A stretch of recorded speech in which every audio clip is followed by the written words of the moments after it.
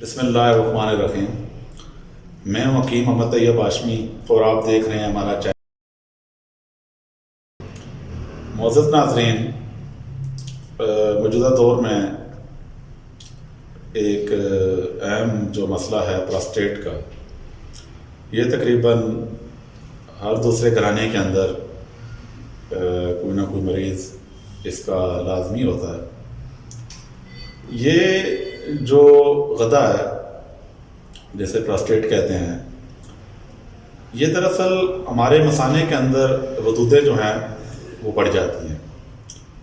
اس کی وجہ سے پیشاب کی نالی اور مثانے میں درد شروع ہو جاتا ہے، اور اس کے ساتھ ہی کمر میں درد، خصیتین میں اور گھٹنوں میں بھی درد کی شکایت اکثر مریض کرتے ہیں۔ ہلکا بخار ہو جاتا ہے، کیونکہ جب وہ کوئی بھی اندر انفیکشن یا سوزش ہوگی تو بخار لازمی ہے کہ انسان کو شروع ہو جائے گا۔ تو آہستہ آہستہ جو ہے غدودیں بڑھنے کے بعد انسان جو ہے وہ کینسر کے مرض میں مبتلا ہو جاتا ہے۔ تو معزز ناظرین، غدودوں کا تعلق جو ہے وہ جگر کے ساتھ ہے۔ تو اس میں آپ اپنے جگر کی اصلاح کریں، جگر کی صحت کا خیال رکھیں، کیونکہ سب سے بڑا اعضائے رئیسہ جگر ہے۔ تو جب جگر ٹھیک ہوگا تو آپ کا دماغ بھی ٹھیک ہوگا، دل بھی ٹھیک ہوگا، اور ان کے تابع جتنے اعضاء ہیں وہ تمام درست کام کریں گے۔ تو قبض کو نہ ہونے دیں، ہمیشہ شروع سے ہی، بچپن سے ہی ایسی چیزیں کھائیں کہ جو قبض آپ کو نہ ہو۔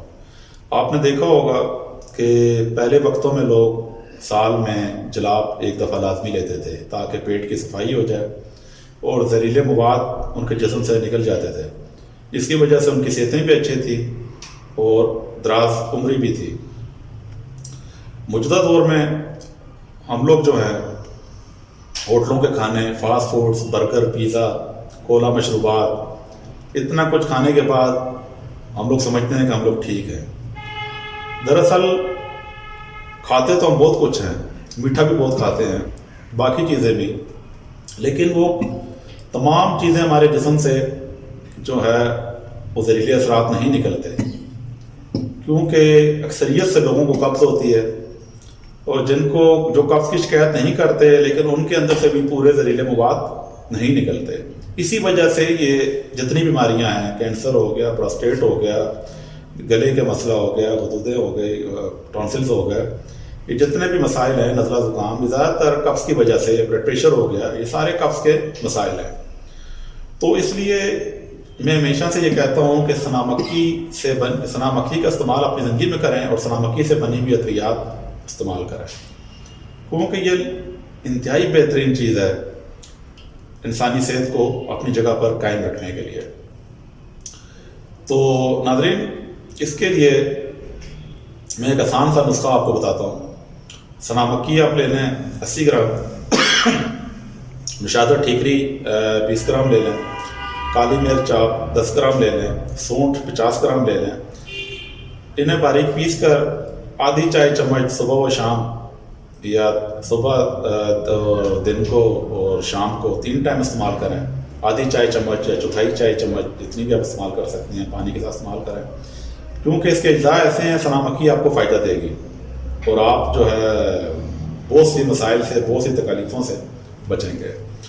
اچھا، اس کے علاوہ ایک اور آسان سا نسخہ سنا مکھی والا میں آپ کو دیتا ہوں کہ آپ سنا مکھی لے لیں 50 گرام، گلاب کے پھول لے لیں 50 گرام، نر کچور لے لیں 50 گرام، مصبر لے لیں 50 گرام، سبز ریڑھ لے لیں 50 گرام، سونف بادیان لے لیں 50 گرام، اور زنجبیل یا سونٹ جو ہے وہ 25 گرام لے لیں۔ اور اس نسخے کو آپ باریک پیس لیں۔